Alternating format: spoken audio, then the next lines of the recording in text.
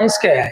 तो ब्यूटी के पीछे का अगर साइंस आपको देखना है तो उसके लिए हर काम को इतनी अच्छे तरीके से आपको करना है जिसमें एक साइंस हो, उसके पीछे का साइंस आपको पता हो। जितने भी ब्यूटी के काम है, 14 से 22 काम होते हैं ब्यूटी वर्क्स के, किसी भी स्किन से रिलेटेड या हेयर से रिलेटेड 14 से 22 काम आते हैं। वो 14 से 22 काम के पीछे का जो विज्ञान है, वो विज्ञान आपको देखना पड़ेगा कि वो विज्ञान है क्या। तो आज के मॉड्यूल में अगर देखा जाए तो जो हम कवर करेंगे स्पेशली, तो स्टेप बाय स्टेप जितने भी 14 से 22 काम है, 14 से 22 काम हम इसमें देखेंगे कि 14 से 22 काम क्या है। स्टार्टिंग हमारी जो होती है, अगर देखा जाए तो हमारी काम जो होता है वो स्किन से शुरू होता है। स्किन से रिलेटेड सारे काम हम करते हैं। तो स्किन को बहुत ही अच्छी तरह से समझना, और ये स्किन आपका हर जगह काम आएगा।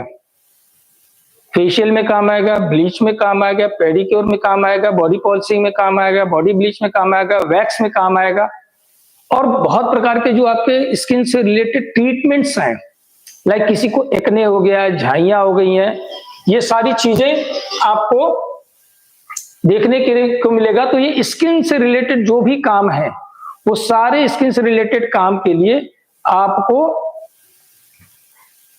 जानना जरूरी है कि इसके पीछे का साइंस क्या है। तो स्किन देखेंगे, देन उसके बाद जितने भी हमारे ब्यूटी के वर्क होते हैं, ब्यूटी के जितने भी काम होते हैं, 14 से लेकर के 22 काम आते हैं इसके बीच में। अगर आप वैक्सीन देखें तो जितने प्रकार की वैक्सीन होती है, 2 या 3 प्रकार की वैक्सीन हम करते हैं। हेयर स्पा करते हैं तो उसमें भी 2-3 प्रकार के हेयर स्पा होते हैं। ट्रीटमेंट्स वाले हेयर स्पा होते हैं। फेशियल्स, बहुत प्रकार के फेशियल्स होते हैं। ट्रीटमेंट वाले फेशियल्स होते हैं, प्रीमियम लेवल के फेशियल्स होते हैं। तो उनके हिसाब से, स्किन के हिसाब से हम फेशियल रिकमेंड कर सकते हैं, लेकिन इसके लिए भी आपको स्किन की नॉलेज होना बहुत जरूरी है। तो ये सारे 14 से 22 काम हम ब्यूटी सेक्टर के लिए भी जो भी काम आते हैं, स्टेप बाय स्टेप सब समझेंगे, और उसमें प्रोफेशनल लेवल और उसके पीछे साइंस क्या है, ये अंडरस्टैंडिंग हमारी रहेगी। तो उसके हिसाब से हमारा काम और भी ज्यादा इंप्रूव होगा। तो नॉलेज जरूर इंप्रूव करिए। इसके बाद देखेंगे कि आप इस काम को करने के बाद घर पर प्रैक्टिस भी कर सकते हैं। तो इसके लिए सेल्फ प्रैक्टिस भी करेंगे आप, और सेल्फ प्रैक्टिस के लिए आप जो भी काम करेंगे वो आप यहां पर वीडियो, ऑडियो आप भेज सकते हैं, दिखा सकते हैं। आपको कमी में कहीं और बीच में कुछ पूछना हो तो आप दोबारा पूछ सकते हैं। उसमें भी ये लाइव क्लासेस आपका सपोर्ट करेगा, द एंजल एकेडमी आपको सपोर्ट करेगा। तीसरा, हमारा एक प्रीमियम क्लास भी है, उसके बारे में हम बाद में चर्चा करेंगे। तो ये प्रीमियम क्लासेस देखेंगे कि बाद में होता क्या है इसमें। तो आगे शुरू करते हैं कि आज के मॉड्यूल में हम क्या क्या सीखेंगे। तो पहला है professional work. Professional work means कि आपको जो भी काम है उस काम के पीछे का proper science, proper hygiene, proper system और फुल सेटिस्फेक्शन आपको पता होना चाहिए।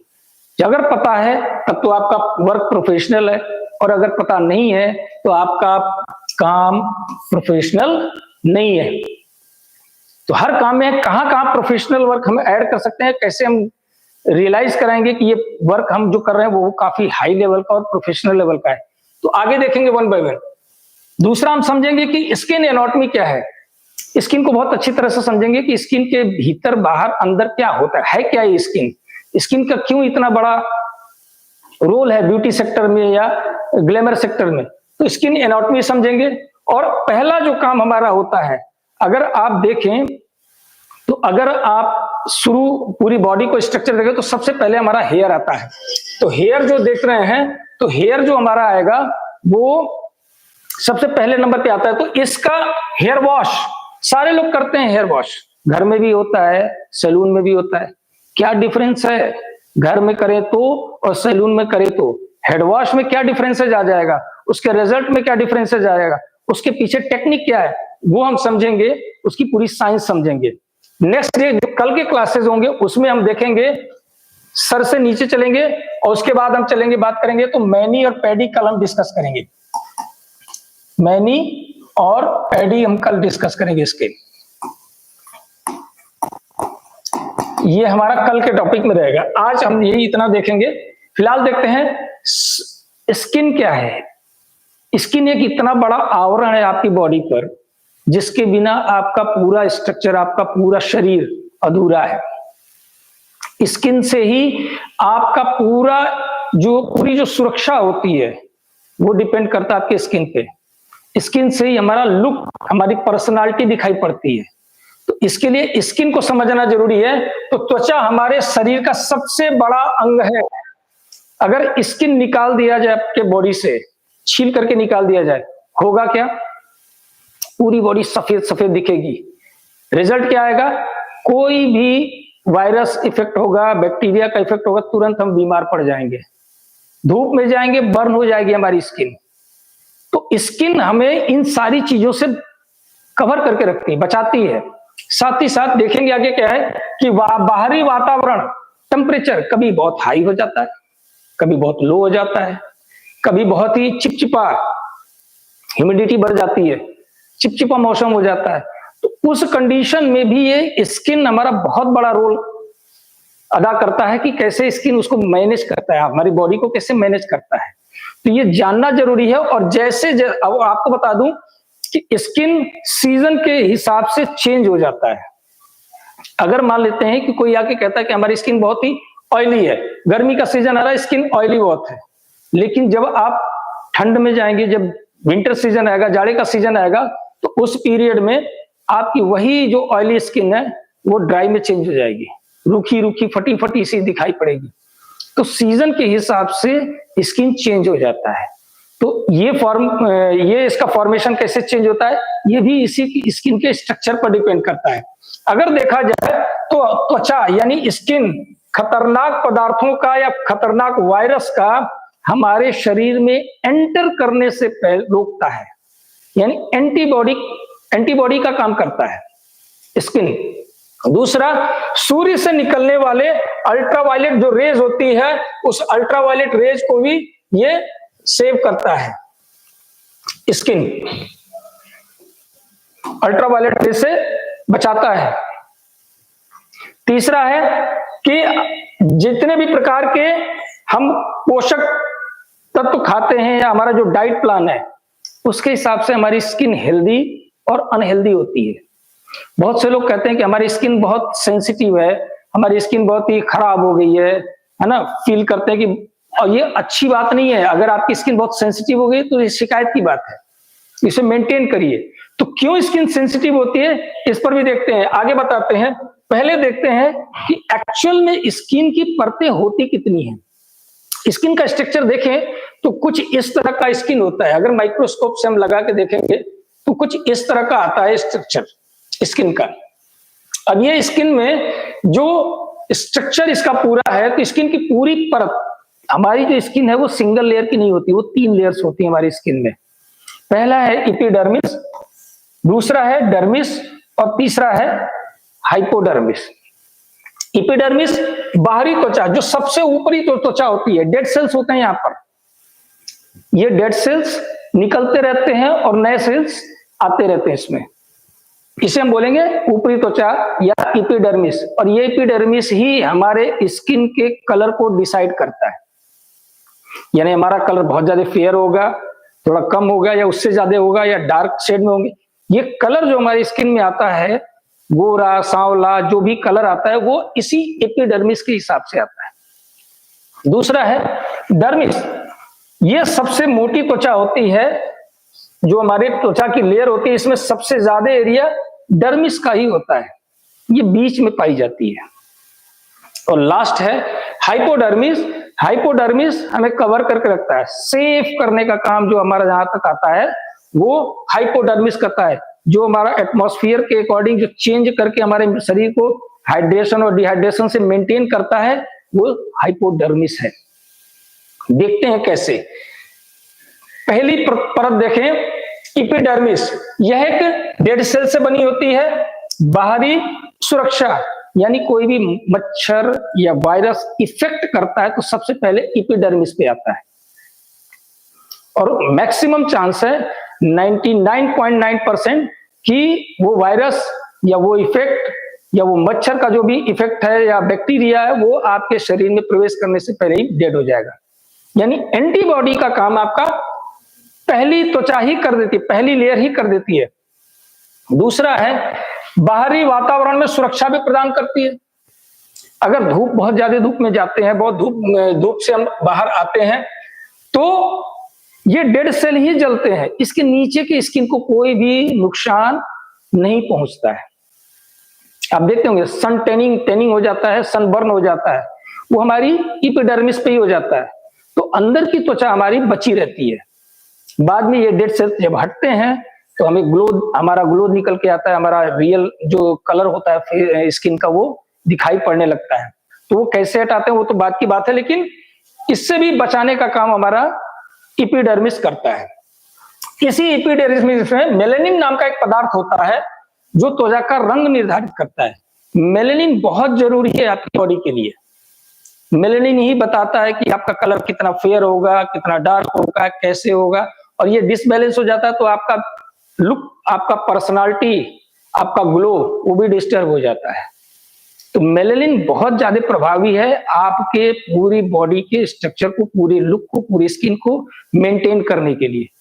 तो अगली त्वचा की बात करते हैं। तो ये त्वचा जो पहली परत होती है, फर्स्ट लेयर, यहां पर जो देख रहे हैं फर्स्ट लेयर, इसी को बोलते हैं इपिडर्मिस।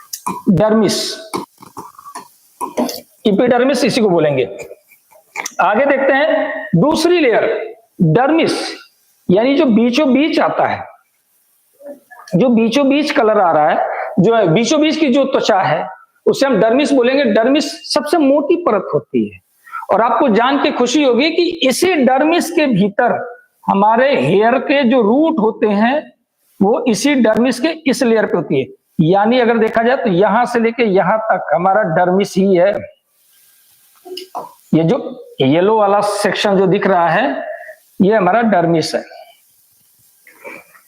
इतना डर्मिस है, बहुत मोटी त्वचा होती है। और जितने भी ब्लड वेसल्स होते हैं, यानी ब्लड का सर्कुलेशन जो आता और जाता है वो इसी डर्मिस में ही आता है, यानी सेकंड लेयर में ही आता है।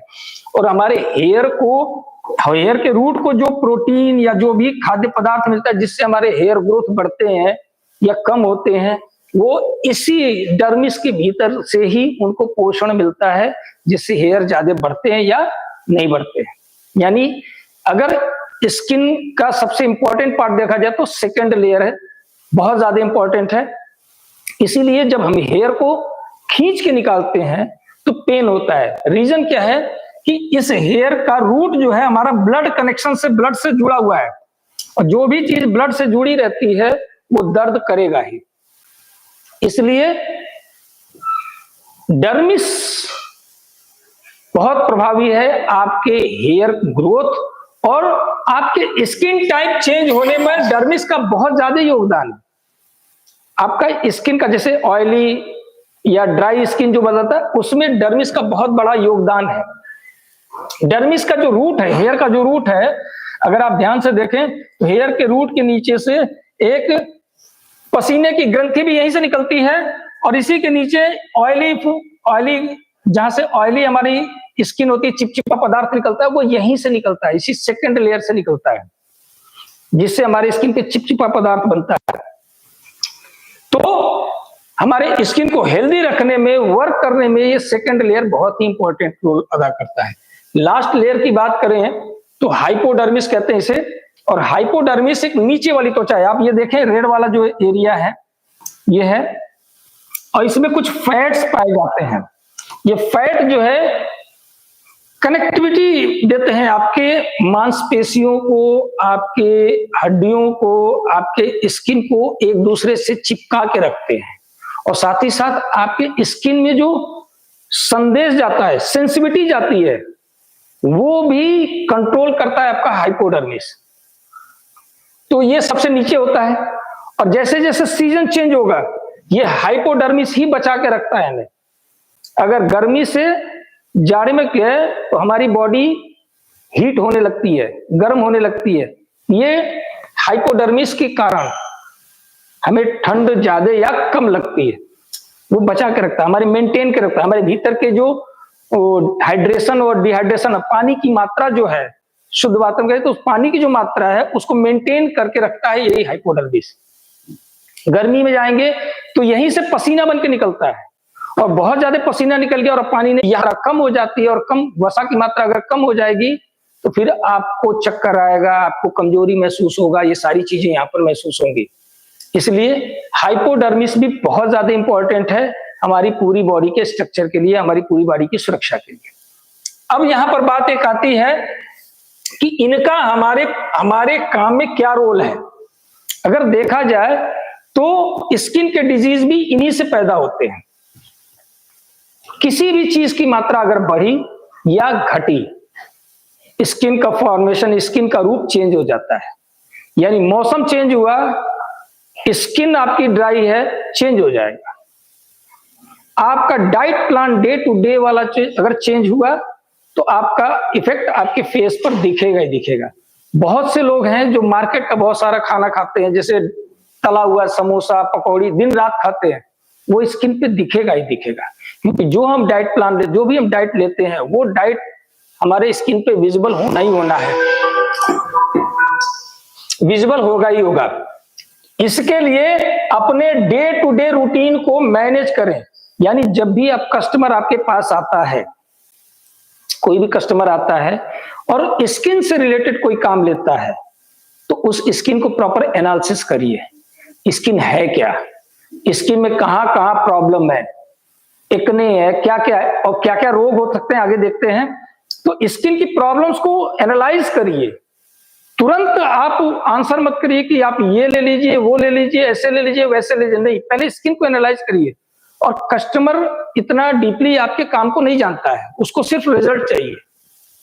तो आप स्किन एनालाइज करके अपने प्रोडक्ट को सजेस्ट करिए कि आपके स्किन के अकॉर्डिंग आपकी ये जो डिजीज है या आपकी जो सीजन है उसके हिसाब से आपका ये फेशियल इस पर में सूट करेगा।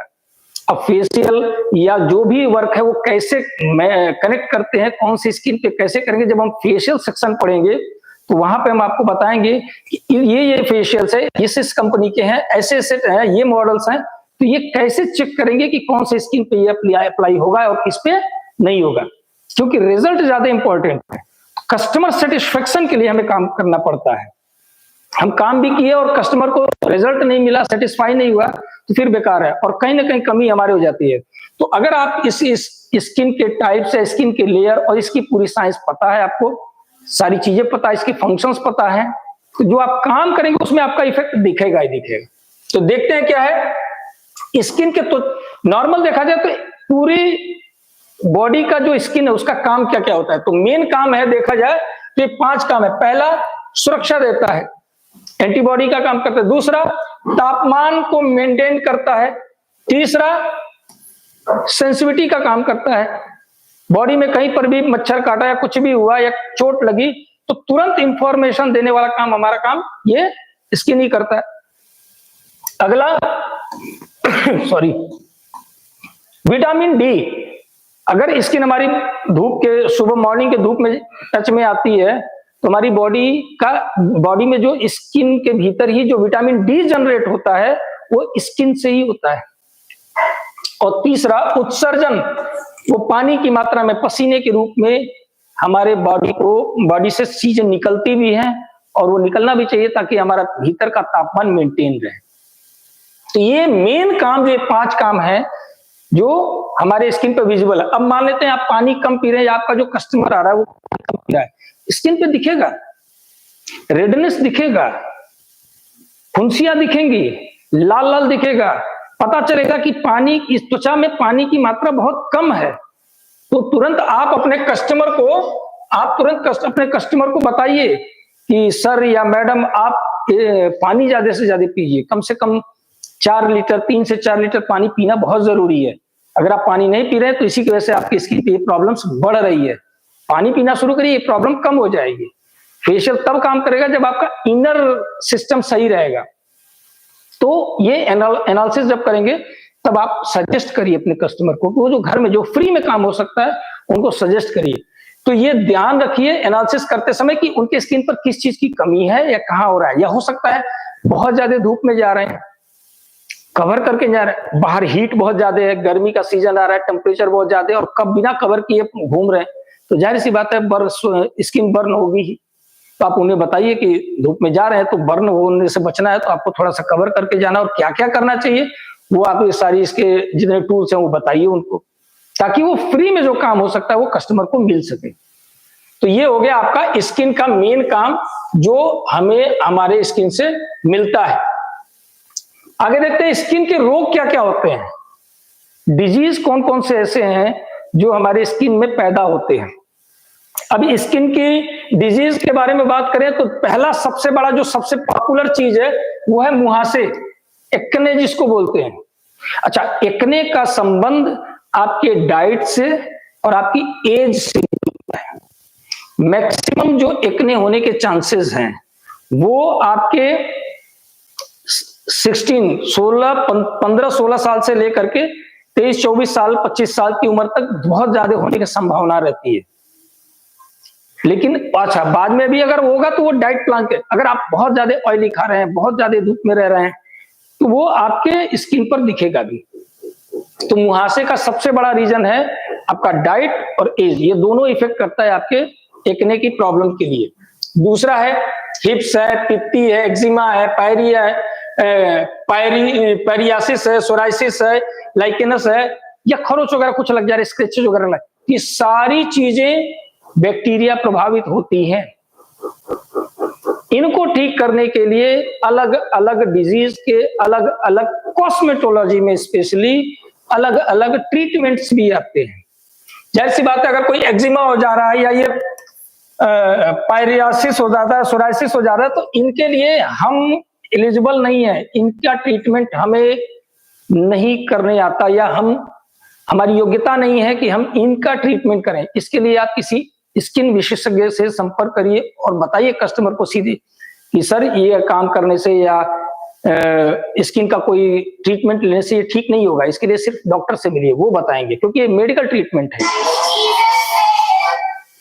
मेडिकल ट्रीटमेंट है। अब ये जानने के बाद हम देखते हैं कि स्किन के प्रकार, टाइप ऑफ स्किन कितनी होती है। तो जाहिर सी बात है, देखें तो एक स्किन होती है हमारी नॉर्मल, ड्राई, ऑयली स्किन और सेंसिटिव स्किन, और एक और होता है उसको बोलते हैं कॉम्बिनेशन स्किन। कॉम्बिनेशन स्किन, ये 5 प्रकार की स्किन होती है, नंबर 1, 2, 3, 4 और ये 5। नॉर्मल स्किन बच्चों की होती है, जो छोटे छोटे बच्चे हैं 12 साल 14 साल, न्यू बॉर्न बेबी है, नॉर्मल स्किन होती है। कुछ एडल्ट्स की भी स्किन होती है जो नॉर्मल होती है। तो नॉर्मल स्किन को देखेंगे तो उसमें कोई स्पॉटलेस स्किन रहेगा, कोई स्किन फटी फटी सी नजर नहीं आएगी, बहुत ऑयल भी नहीं नजर आएगा, नॉर्मल दिखेगा एकदम। ऐसी स्किन को नॉर्मल और हेल्दी स्किन होती है, ये सबसे ज्यादा हेल्दी स्किन नॉर्मल स्किन होती है। दूसरा उसके बाद आता है ड्राई स्किन। ड्राई स्किन याद करिए, हम पीछे पढ़ रहे थे सेकेंड लेयर डर्मिस। तो डर्मिस में यहां पर ऑयल पदार्थ यहां से निकलता है, अगर ये ऑयल का उत्सर्जन या ऑयल ज्यादा निकल रहा है तो वो स्किन हो जाएगी ऑयली, और ये अगर ये ऑयल कम निकल रहा है तो स्किन हो जाएगी ड्राई। लेकिन इस ऑयल का निकलना बहुत जरूरी है, यही स्किन हमारे ग्लो को मेंटेन करता है। ऑयली स्किन बहुत बेहतर मानी जाती है as compare to dry skin. Dry skin में आपकी त्वचा पे झुर्रियां, आपकी स्किन पे झुर्रियां बहुत जल्दी आ जाएंगी, लेकिन ऑयली स्किन पर झुर्रियां जल्दी नहीं आती हैं। तो oily skin as compare to dry skin अच्छी होती है। ऑयली स्किन का एक इतना ही है प्रॉब्लम कि उस पे मुहासे हो जाते हैं, उस पे चिपचिपा पदार्थ हमेशा निकलता रहता है, डल स्किन दिखने लगती है। उतना ही प्रॉब्लम, बार बार उसको धोते रहें या आप क्लीन अप या फेशियल लेते रहें तो मेंटेन रहेगा। तो ड्राई स्किन तब होगा जब वो ऑयली पदार्थ कम निकलेगा, और ऑयली स्किन तब होगा जब वो ऑयली पदार्थ बहुत ज्यादा निकलेगा। ठीक है। रेडनेस जो होता है या सेंसिटिव स्किन कैसे होती है? सेंसिटिव स्किन कोई होती नहीं है, हम अपने स्किन को सेंसिटिव बनाते हैं, और उसका सबसे बड़ा रीजन है कि रॉन्ग कॉस्मेटिक यूज करते हैं। अगर कॉस्मेटिक आप गलत यूज करेंगे,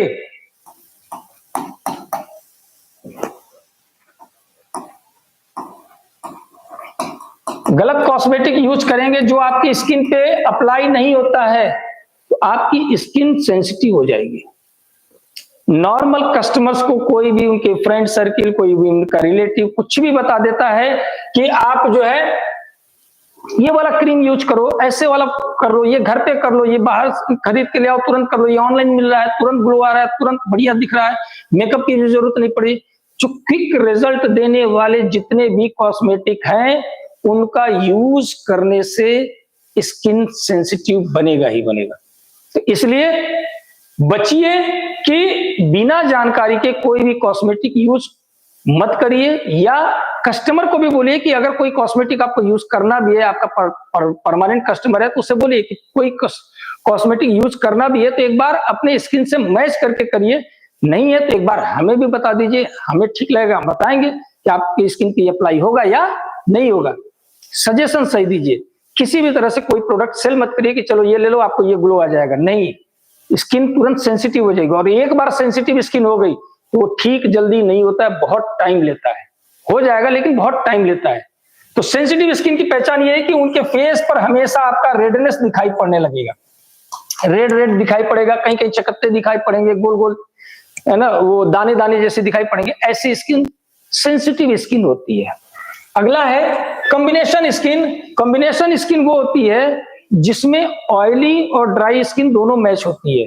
अगर हाथ को ऐसे करें तो ऐसे लगाएंगे और यहाँ पे टी जोन बनता है, पूरे फेस पर टी जोन बनता है, यहां से और यहां पर, यानी फोरहेड और नाक को लेते हुए अपर लिप्स और लोअर लिप्स तक मैक्सिमम लोगों की स्किन ऑयली होती है, यहाँ पे पसीने ज्यादा आते हैं, जिनके चिक्स ड्राई हैं बाकी इधर ऑयल आ रहा है, ऐसे स्किन को हम कॉम्बिनेशन स्किन बोलते हैं।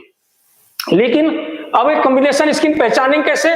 तो जब भी कोई कस्टमर आ रहा है तो उस कस्टमर से ये बोलिए कि उनकी स्किन को टच करिए, क्योंकि हमारे पास कोई ऐसा टेस्ट करने का आइटम तो होता नहीं है, ना है, तो हम बिना किसी इंस्ट्रूमेंट के या किसी टेस्ट किट के, स्किन टेस्ट किट के हम कैसे चेक करें कि वो स्किन कौन सी है? तो नॉर्मल सी बात है कि आप अपने हाथों का यूज करिए, एक बार सेंटर में, एक बार साइड में, एक बार चिक्स पर, एक बार नोज पे और एक बार यहाँ पे आप टच करिए।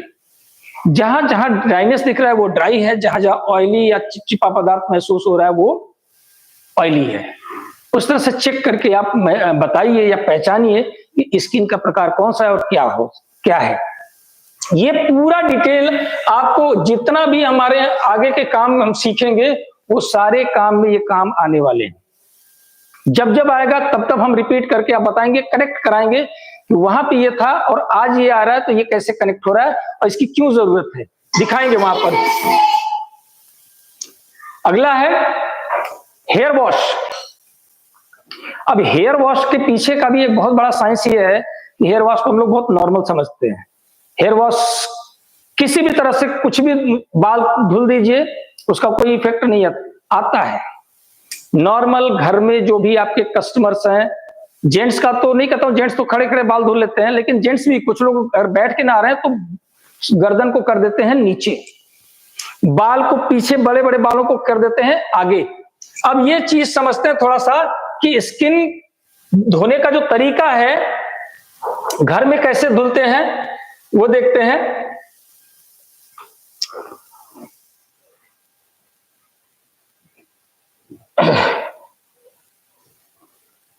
घर में जब ये बाल धुलेंगे तो होता क्या है कि अगर ये हेड है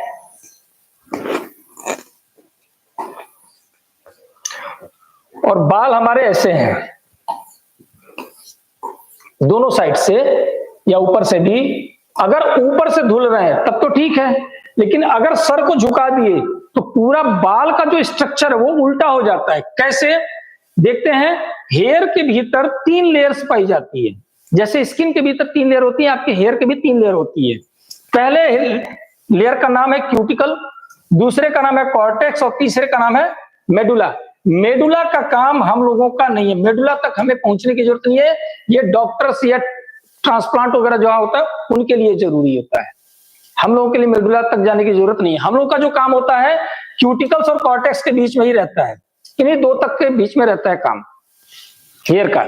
अब देखिए हेयर का स्ट्रक्चर देखें तो मछली का जैसे छिलका होता है, ऊपरी वाला स्किन होता है मछली का, वैसे होता है। आप देखें यहाँ पे, आप स्किन पे दिख रहा होगा, यहाँ पे अलग अलग ये क्यूटिकल्स हैं। अब जब बाल ऐसे हैं तो क्यूटिकल्स हमारे ऊपर की तरफ रहेंगे, और जब हम बाल धोते समय अगर उलट दिए तो क्यूटिकल्स उल्टा हो जाएगा, अब वो क्यूटिकल्स ऐसे हो जाएगा। और जब ऐसे आप करके शैम्पू करेंगे बाल पर तो कोई इफेक्ट नहीं आएगा, जीरो इफेक्ट होगा, या थोड़ा बहुत आएगा, उसके बाद वो बाल खराब होने ही होने। इसलिए कभी भी हेड वॉश करने के लिए आप बाल को उल्टा मत करिए, क्योंकि बाल ज्यों उल्टा होंगे आपका हेड वॉश खराब हो जाएगा, हेड वॉश अच्छा नहीं होगा।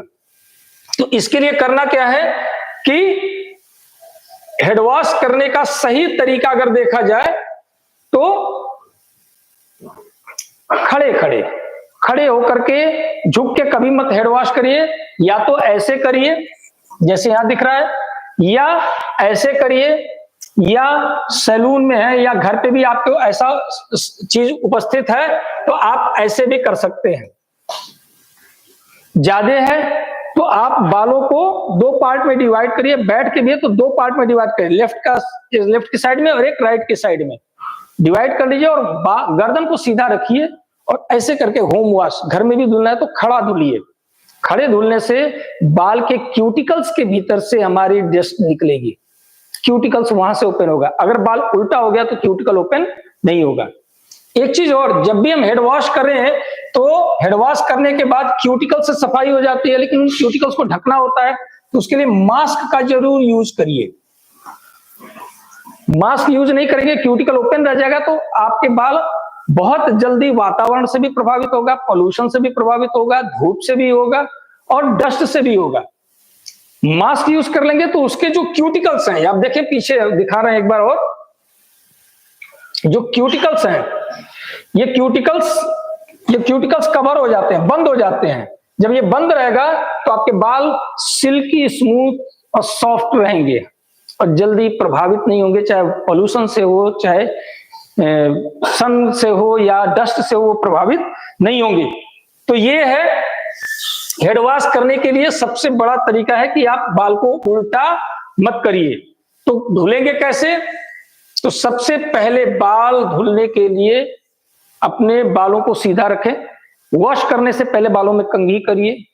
नहीं है आप सैलून में भी करने जा रहे हैं तो सैलून में बाल को पहले तुरंत भिगोइए मत, पहले बालों को सीधा करिए। बाल अगर उलझे हुए हैं तो कंघी से सीधा करके तब आप ले जाइए शैम्पू स्टेशन तक, और ले जाकर के बालों को सीधा फैला दीजिए पूरा, एक भी बाल टेढ़े नहीं होने चाहिए। और शैम्पू जो भी यूज करें, चाहे वो डीप क्लीनिंग का हो या सल्फेट लेस हो, जिसमें सल्फेट नहीं हो, पैराबाइन नहीं हो, ऐसे शैम्पू को भी आप बिना डाइल्यूट किए, यानी पानी में मिक्स करके, घोल करके शैम्पू ही लगाइए। घोल के शैम्पू लगाने से बाल पर उसका साइड इफेक्ट कम होगा और उस हेड वॉश भी बहुत अच्छा होगा। शैम्पू लगाने के बाद कम से कम 5 से 8 बार, 10 बार तक आपके बालों पर हाथ की मसाज होनी चाहिए, अप डाउन होनी चाहिए, 8 से 10 बार, 12 बार प्रॉपर आपको खूब आराम से उसको करिए। अब रही बात शावर की, शैम्पू में प्रोफेशनल लेवल पे अगर आप शैम्पू कर रहे हैं या बाल धुल रहे हैं तो आपके 2 हाथ हैं, एक लेफ्ट एक राइट।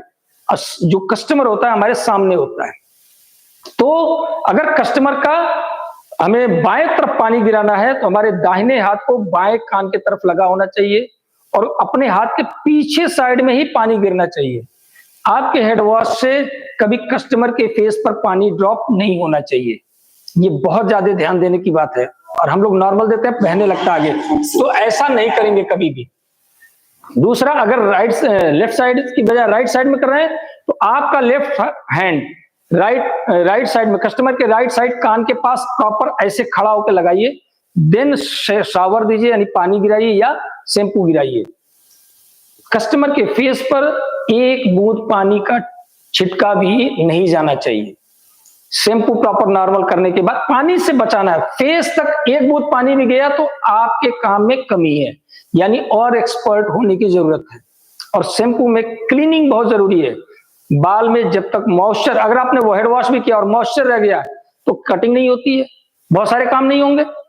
तो आप हेड वॉश का मतलब है कि उसके भीतर का जो भी मॉइस्चर है प्रॉपर साफ क्लीन हो जाना चाहिए। और वो क्लीनिंग तभी होगी जब आप आराम से हेड वॉश करेंगे। जल्दी जल्दी में कुछ भी करेंगे तो वो क्लीन नहीं होता है, छूट जाता है। तो आज के सेशन के लिए इतना ही। कल जब हम बात करेंगे मैनीक्योर और पेडिक्योर की बात करेंगे, और इसको हम कैसे करते हैं, इसमें प्रॉपर इसके सारे इंग्रेडिएंट्स जानेंगे, सारे टूल्स जानेंगे, और सारे किसके प्रकार, type of pedicure, type of tools, उनका यूज, और स्टेप बाय स्टेप मसाज उसका क्या है, क्या उसके तरीके हैं, क्या उसका प्रोसेस है जिससे बेस्ट रिजल्ट ले आए। तो ये हम देखेंगे कल के सेशन में। और कल का सेशन होगा कंप्लीट पेडिक्योर और मैनिक्योर बेस, और इस पर देखते हैं क्या क्या वर्क हो सकता है और कर सकते हैं, इसके पीछे साइंस क्या है, और यहाँ पर हम जो प्रोडक्ट अप्लाई करेंगे वहां पर भी हम आज के जो स्किन टाइप हम पढ़े हैं उस स्किन टाइप से मैच करके ही हम प्रोडक्ट को अप्लाई कर सकते हैं।